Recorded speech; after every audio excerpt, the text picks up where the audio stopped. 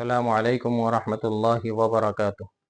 معزز سامعین کرام، آج میں کچھ مختصر سی بات نماز جنازہ سے متعلق کرنا چاہتا ہوں۔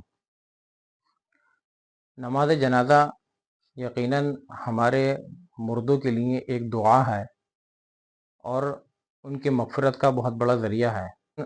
ہم لوگوں کے درمیان دیکھنے میں یہ آتا ہے کہ نماز جنازہ کی طرف سے بے انتہا غفلت پائی جاتی ہے۔ اکثر و بیشتر کو نماز جنازہ یاد نہیں ہوتی ہے۔ لوگ مسجدوں کے باہر کھڑے رہتے ہیں۔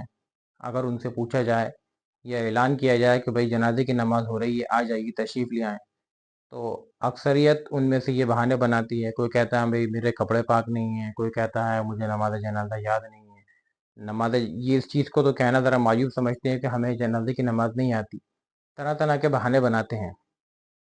بے انتہا افسوس کی بات ہے کہ ہم دنیاوی معاملات کے اندر تو آگے سے زیادہ بڑھنے کی کوشش کرتے ہیں۔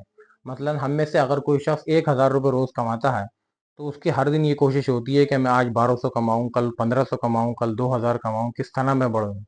لیکن دنیاوی دینی معاملات کے اندر ہماری صورتحال یہ ہے کہ اگر کسی کو نماز جنازہ یاد نہیں ہے تو اس کو پوری زندگی یہ فکر نہیں ہوتی اس بات کی کہ وہ جنازے کی نماز یاد کرنے کی کوشش کرے۔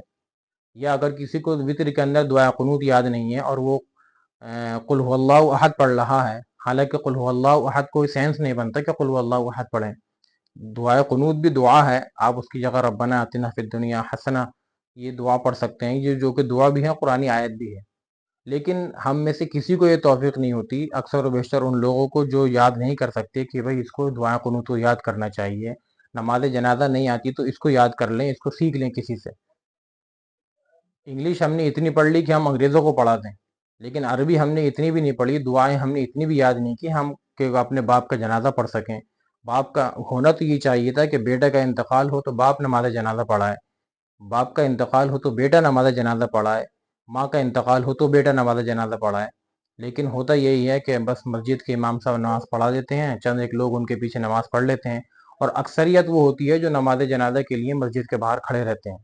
یہ بے انتہا افسوس کی بات ہے، ایک افسوس کا مقام ہے کہ مسلمان ہوتے ہوئے ہم میں سے بہت بڑی تعداد مسجدوں کے باہر کھڑی رہتی ہے اور جنازے کی نماز نہیں پڑھتے ہیں۔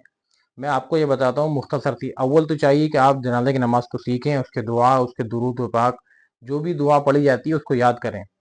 لیکن اتنا بھی اگر آپ نہیں کر سکتے تو فرمایا گیا کہ مختصر سے 2 فرض جنازے کی نماز کے لیے، ایک تو قیام فرض ہے جس طرح اور نمازوں میں فرض ہوتا ہے، اور طہارت، بدن کی پاکی، یہ سب چیزیں فرض شرائط میں سے ہیں۔ دوسرا فرض ہے جنازے کی نماز کا 4 مرتبہ تکبیر کہنا۔ آپ میں سے ہر شخص، ہم میں سے ہر شخص اتنا تو کہہ ہی سکتا ہے کہ 4 مرتبہ اللہ اکبر کہہ لے۔ کیا اس میں ہم اتنا بھی نہیں کہہ سکتے؟ فرمایا گیا کہ اگر آپ نیت جنازے کی نمازی کی نیت کے ساتھ، قیام کے ساتھ کھڑے ہو کر آپ نیت باندھ دیں اور 4 مرتبہ تکبیر جس طرح امام کہے آپ 4 مرتبہ تکبیر کہہ دیں، کتابوں میں آتا ہے، فرمایا گیا کہ 4 رکعات تکبیر کہنا، یہ 4 مرتبہ تکبیر کہنا 4 رکعات کے برابر ہے۔ آپ کی نماز جنازہ ہو جائے گی، بھلے سے آپ کچھ نہ پڑھیں، تو آپ کیوں اتنا بڑا ثواب کھوتے ہیں صرف اس وجہ سے کہ ہمیں جنازے کی نماز کا طریقہ نہیں آتا، ہم سے دعا یاد نہیں ہے ہمیں۔ آپ اتنا تو کر سکتے ہیں کہ آپ اللہ اکبر کہہ کر 4 تکبیر کہہ لیں، آپ کی جنازے کی نماز ہو جائے گی، آپ کو اس کا ثواب مل جائے گا۔ تو ہم میں سے ہر شخص کو کوشش کرنی چاہیے، پہلے تو دعائیں یاد کریں، استغفار، جو 3 چیزیں اس کے اندر سنت ہیں جنازے کی نماز میں۔ پہلے نمبر پر حمد، اللہ تبارک و تعالی کی تعریف بیان کرنا۔ دوسرے نمبر پر جناب رسول اللہ صلی اللہ علیہ وسلم کے اوپر درود بھیجنا۔ تیسرے نمبر پر میت کے لیے دعا کرنا۔ یہ 3 چیزیں سنت ہیں۔ اگر آپ کو یہ یاد نہیں ہے تو آپ 4 مرتبہ تکبیر کہہ کر نماز جنازہ کے ساتھ امام کے ساتھ کھڑے ہو جائیں، آپ کی جنازے کی نماز ہو جائے گی۔ یہ بہت مختصر سا طریقہ ہے جو میں نے آپ کو بتایا۔ اللہ تبارک و تعالی ہم سب کو عمل کرنے کی، بات سمجھنے کی توفیق عطا فرمائے۔ السلام علیکم ورحمۃ اللہ وبرکاتہ۔